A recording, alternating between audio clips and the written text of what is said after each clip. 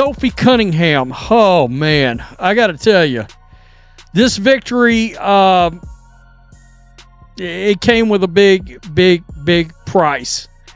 Bria Hartley, let me just start there because we've got Sophie Cunningham's sister and mother weighing in on the league, and Bria Hartley right here. This is Hartley right here coming in. To slide over right there, and Hartley just kind of falls and she crushes in on the knee of Sophie right here. She went down hard. And that was it. So Bria Hartley is driving in. Sophie Cunningham, or Kelsey Mitchell, comes down. Sophie Cunningham overhelps, and Bria Hartley just kind of plows through her leg by the looks of things. She kind of plows through the knee, and Sophie's holding like her patella. Ladies and gentlemen, buckle up because what I'm about to tell you will absolutely blow your mind. The Indiana Fever just pulled off the most insane comeback in franchise history, but it came at a devastating cost that has fans calling for blood and the WNBA scrambling for answers. Sophie Cunningham was brutally taken down in what many are calling a deliberate attack, her screams echoing through the arena as she clutched her knee in agony. But here's the kicker. No foul was called. The refs just let the game continue while she writhed in pain on the floor. Bad. She's going to be done for the year. I don't know how much longer the Indiana Fever can continue to survive with these injuries. I just have to be honest. I gotta be real. We lost Sydney Colston to a torn ACL. Ari McDonald broken bone in her foot. Caitlin Clark has played like 12 games all year or something like that. DeWanna Bonner scammed us. I mean, it's been a complete shit show, to say the least. It's been a shit show. I just gotta be honest. Indiana Fever fan, this absolutely sucks. I mean, first we lose CC. We don't know when she's coming back, if she's coming back. And now this happens to Sophie Cunningham. Are we just cursed? This is the play that just occurred. That's like she tries to slide over right there, and Hartley just kind of falls and makes collision with that lower leg. You see her immediately. The Cunningham family is now going nuclear on social media, calling out players by name and demanding the league take action.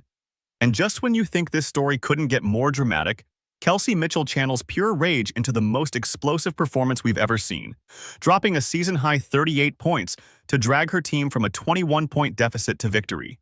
This is revenge served ice cold. And trust me, you're not ready for what went down. Immediately in the game, the refs was just on some ish, bro. Just on something, and y'all know what I always say, man. What if Sophie or somebody was your aunt, your niece, your daughter? You know, you got to put yourself in reality, you know, because she is somebody's daughter, she is somebody's sister, and this is just unfortunate. And those of you who don't think a civil rights investigation need to be brought upon this league is tripping. This civil rights investigation. Sophie Cunningham lying down, clearly in pain, visible pain, agony, pain, stays down. Got to cut to commercial. The medical staff comes around her. She looks like she walked off on her own accord, but it looked like she walked off in pain on her own accord. Out for the rest of the game. Only played 10 minutes. And that's where Lexi Holt needed to step up, and step up she did. Let me paint you the picture of just how impossible this situation was for Indiana. Going into this game, the Fever were already operating on life support. Caitlin Clark, their superstar rookie and natural floor general, was sitting on the sidelines nursing a groin injury that had kept her out for over a month. Sydney Colson was done for the season with a torn ACL. Ari McDonald was recovering from a broken foot. Think about that for a second. A basketball team without a single healthy point guard. Coach Stephanie White was basically playing chess with half her pieces missing, forced to completely reinvent her offensive system on the fly. Instead of preparing for the playoffs, they were just trying to survive each possession. But here's where this story takes a sinister turn, and I need you to pay attention because this pattern is absolutely chilling. Every single time the Indiana Fever faces the Connecticut Sun, someone gets hurt. I'm not talking about regular basketball contact here. I'm talking about incidents that leave players writhing on the floor. Caitlin Clark took a knee to the groin that sidelined her for weeks. J.C. Sheldon poked Clark in the eye in what fans called a deliberate dirty play. Marina Maberry delivered what many described as a reckless foul. And now Sophie Cunningham joins this growing list of casualties. The coincidences are piling up, and fans are starting to connect the dots in ways that should terrify the WNBA front office. Got a damn lawsuit. It is Sophie as well. It's Sophie as well. Just the amount of calls, the way she's been treated. Watch this. I mean, just immediately. First, look at this. Instantly into the game. Instantly. Immediately, Sophie got hammered. They had a target to hurt Sophie. She was targeted by this team for a reason. They wanted to hurt Sophie. They made it their business. Hey, Carrington, it just doesn't get as much publicity because the Connecticut Sun stink. Point blank, period. She's reckless. She injured Sophie Cunningham. It is a travesty. Stephanie White, you better go and you need to be buying Kelsey Mitchell food all week. You need to send her a personal masseuse because she saved your job tonight. Your ass should have been fired if y'all would have lost today. Point blank and period. You was horrible. Bro, before you could sneeze, we was down by 10 plus points. So there's Sophie Cunningham, already being asked to carry a heavier load than usual because of all these injuries, and she's giving everything she's got. 10 minutes into the game, she's providing that crucial shooting and toughness that Coach White desperately needs in her patchwork rotation. But then, in a split second that changed everything, Bria Hartley loses her balance and crashes directly into Cunningham's knee. The sound that came out of Sophie's mouth wasn't just pain, it was pure anguish. The entire arena went silent. Players from both teams stopped what they were doing. Fans rose to their feet, waving frantically at the referees, begging them to stop the play. But here's what will make your blood boil. The refs just kept the game going while Sophie couldn't even put weight on her leg. Now, I've covered a lot of sports controversies, but what happened next took this situation to a completely different level. The Cunningham family decided they weren't going to stay quiet about this. Sophie's sister Lindsay took to social media and absolutely torched the WNBA, calling the situation pathetic and demanding they stop fining players for calling out bad officiating and instead focus on hiring competent refs who can actually protect the players. But Lindsay wasn't done there. She specifically called out the league's priorities, essentially saying they care more about controlling the narrative than player safety. Then Sophie's mother Paula stepped into the ring, and let me tell you, she did not hold back. She called Bria Hartley plain mean and out of control, directly accusing her of intentional recklessness. When a player's family starts calling out opponents by name, you know the situation has crossed a line. The Cunninghams weren't just venting frustration, they were making serious accusations about player conduct and league accountability that sent shockwaves through social media. Here's where the story gets really interesting.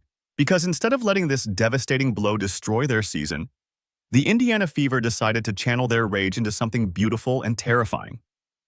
At halftime, they were down by double digits, missing key players, and had just lost another rotation piece to what many were calling a dirty play. Any other team would have folded. But Kelsey Mitchell walked into that locker room and decided she was going to single-handedly drag this team to victory, no matter what it took. Mitchell had been quiet in the first half, scoring only 4 points and seemingly feeling out the game. But whatever happened during halftime transformed her into something otherworldly. She came out of that break demanding the basketball on every possession, attacking every matchup like her life depended on it. What happened next was the most dominant individual performance the WNBA has seen all season long. 34 points after halftime. Let me repeat that. 34 points in one half of basketball. Mitchell wasn't just scoring, she was making a statement with every shot. Step-back jumpers that had defenders stumbling backwards. Back-to-back three-pointers that had the crowd losing their minds. Drives to the basket where she absorbed contact and still finished. And when the game went to overtime, she delivered another 10 points when her team needed them most. By the final buzzer, Mitchell had tied her career high with 38 points, but more importantly, she had authored the greatest individual comeback performance in recent WNBA history.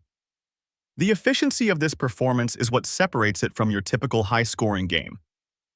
Mitchell wasn't just chucking shots. She was surgical.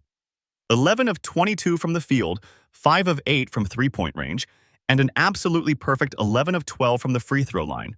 She also dished out 6 assists, proving this wasn't selfish basketball, but rather a masterclass in taking over when your team desperately needs it. Every possession mattered with such razor-thin margins, and Mitchell treated each shot like the season depended on it. But here's what makes this performance historically significant. It wasn't just about the numbers. With this 38-point explosion, Mitchell passed franchise legend Tamika Catchings for the most 30-point games in Indiana Fever history. We're talking about surpassing one of the greatest players in WNBA history, and she did it in the most dramatic circumstances possible. Even Caitlin Clark, watching from the sidelines, posted MVP KELS on social media, basically endorsing her teammate for league MVP consideration. This wasn't supposed to be how the story ended. The Fever were down 21 points at one stage. That's typically game over in professional basketball. But Mitchell's eruption turned what should have been another disappointing loss into the largest comeback in franchise history. A 99-93 overtime victory that quite literally saved their playoff hopes and announced to the entire league that Indiana refuses to be counted out, no matter who's hurt or who's trying to hurt them. Now, I need to give credit where credit is due because Mitchell's heroics were supported by an incredible ensemble performance. Odyssey Sims, signed on a hardship contract just to keep bodies on the roster, played like she'd been with the team all season. 19 points and 7 assists while breaking Connecticut's full-court pressure and giving Mitchell the perfect setups for her scoring explosion. This is a player who was supposed to be a temporary fix, and she ended up being crucial to the biggest win of the season. Aaliyah Boston was doing the dirty work that doesn't show up on highlight reels, but wins basketball games. 14 points and 13 rebounds for her 15th double-double of the season, setting a new franchise record while constantly being double-teamed. Every rebound she grabbed extended possessions, every assist she made kept the offense flowing, and every defensive play she made gave Mitchell more opportunities to work her magic. But the moment that will live in Fever folklore forever belongs to Lexi Hull. With 44.9 seconds left in overtime and Indiana clinging to a precarious lead, Hull slid into the corner and buried a three-pointer that effectively ended Connecticut's hopes of completing their own comeback. 8 points doesn't sound like much, but that shot was pure ice water in her veins. When the pressure was at its peak, Natasha Howard provided the physical presence that the Fever desperately needed, especially after losing Cunningham's toughness. 18 points and 9 rebounds, while banging bodies in the paint and giving Mitchell room to operate on the perimeter. Brianna Turner might not have filled up the stat sheet, but Coach White specifically praised her second-half defense, the kind of switchable length that disrupted Connecticut's rhythm and turned Mitchell's individual brilliance into genuine team stops. What makes this story so compelling is how it represents something bigger than just one basketball game. This was a team that had every reason to quit, missing their best player, losing another key contributor to what many saw as a dirty play, playing with a depleted roster against a team that had historically injured their players. But instead of folding, they rose up collectively. Every player who stepped on that court contributed something meaningful to this comeback, proving that the Indiana Fever has developed a culture of resilience that goes far beyond any individual superstar. The final record now stands at 19-16, firmly in playoff contention. But more importantly, this victory sent a message that reverberates throughout the entire WNBA. You can injure their players. You can ignore obvious fouls. You can try to intimidate them with physical play, but the Indiana Fever will not be broken. As Coach Stephanie White said after the game, "We will never be counted out." And after witnessing Kelsey Mitchell's revenge masterpiece, nobody in the league will ever doubt those words again. This is what happens when you push a team too far. They don't break, they break records instead.